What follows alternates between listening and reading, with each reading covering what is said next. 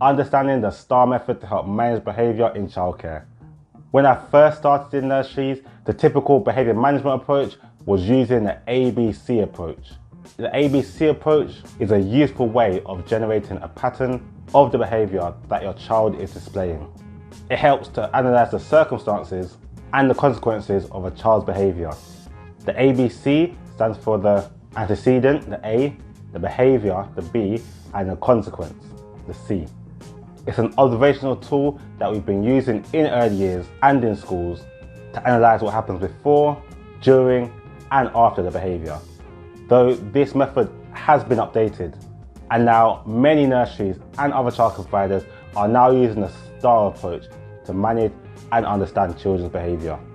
How this differs from the ABC approach is what we'll discuss in this video.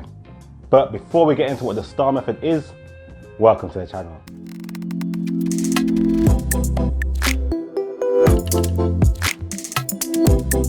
Welcome to the channel Open Nursery with myself, Kurt Liania, where I support you to open, run and grow your own childcare business. On this channel I post all things childcare, from how to open your own childcare business to how to support children with special educational needs. There's a lot on this channel to help support you in your childcare journey, so make sure you subscribe so you don't miss out on the next video. Also, after the video, check out the website opennursery.co.uk if you've ever had the thought of opening your own nursery. But in this video, we're going over what the STAR method is and how we can use it to help to understand and manage children's behaviour. So firstly, what is the STAR method? The STAR analysis is a helpful way for us to assess what happened before the incident or before the display of the behaviour, during and after a display of unacceptable behaviour. So it is similar to the ABC approach.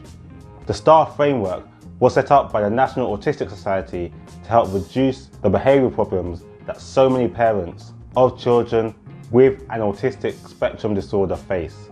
The STAR approach focuses on children with an autistic spectrum disorder rather than just general behavioural difficulties, although it can and is still useful for all children. The basis for the STAR approach is that all episodes of challenging behaviour needs to be seen as an action with a purpose to receive a specific response. So you're looking more as to why a child is doing something and what response they are trying to get from that.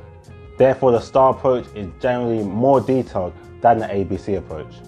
All behaviour happens for a reason. Therefore, it's really useful for us to understand the triggers and or possible purposes behind behaviour that is challenging. Keeping records for a period of time, ideally for at least a month, is a good way to build up a picture of what is potentially leading to a difficult episode and point us towards the approaches that will be useful in minimising them. It's also useful information that we can pass on to professionals when they're assessing the child. So what does the STAR stand for? The STAR stands for setting, triggers, action and result or response. We'll go into what this means. So firstly, the setting. The setting is something that is critical but often underestimated. These are the contexts in which the unacceptable behaviour takes place. Considering the setting where the behaviour takes place and potentially adjusting the setting is important and can work as a way of preventing particular behavioural difficulties from occurring. The setting could be environmental or personal and can include the physical environment. So how busy or noisy was it? You could also think about the lighting levels or other sensory sensitivities that are in play. You should be looking at social interactions and relationships within the environment. Was there perceived lack of control from the child? Was there any fear or uncertainty or any conflict? Think about the activities that the child was doing at the time. Consider the child's physical state. So was they hungry, thirsty, tired, ill, anxious, or was there any communication difficulties? How was the child feeling? What are their thoughts and their mood? How was their self-esteem at the time? Were they potentially bored? And consider any life events currently happening with the child. Are they dealing with any loss, trauma, or any other changes in their life? Once you've considered the setting, you should then be thinking about any triggers. Triggers are the stimuli or signals that set off a specific action, usually occurring immediately before the episode of challenging behaviour. However, it's important to remember That trigger can be something that happened sometime previously, or a build up of some things. When doing your STAR approach, it may not be possible to fill out the trigger section initially, as the trigger or triggers may not be immediately evident, so this can and could be completed on reviewing several days of actions. Reasons that trigger sets of behaviour may include expressing a need. So for example, smelling food being prepared might signal that dinner is coming to a hungry child. Or a trigger could be expressing something that a child doesn't want.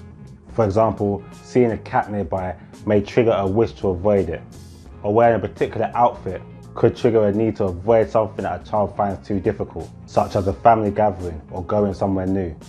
Or another trigger could be an emotional overload. Something that we perceive as insignificant triggers the feeling in the child that it's the last straw and then causes a challenging behaviour. Things to consider when thinking about triggers are: had the child been asked to do something?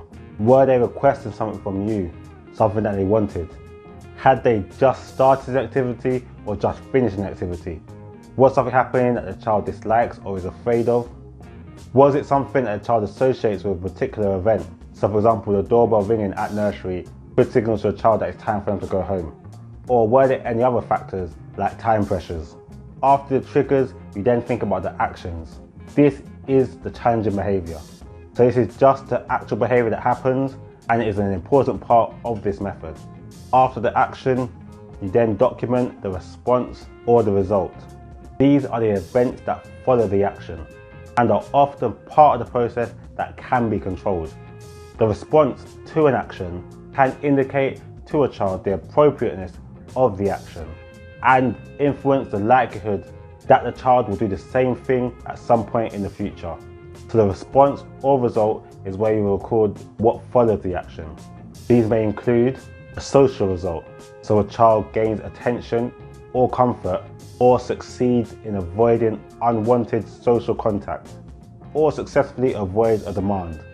An occupational result, a child gets to do a desired activity or escapes an unwanted activity. A sensory result, a child gains sensory satisfaction or avoids a sensory overload. You should also be looking at whether the behaviour resulted in them getting something that they didn't have before, so for example, an object or food. Results can be positive, negative or neutral and will influence the likelihood of the child displaying that same behaviour again. So for example, if the result is a rewarding result, the likelihood of that child displaying that behaviour or action again increases.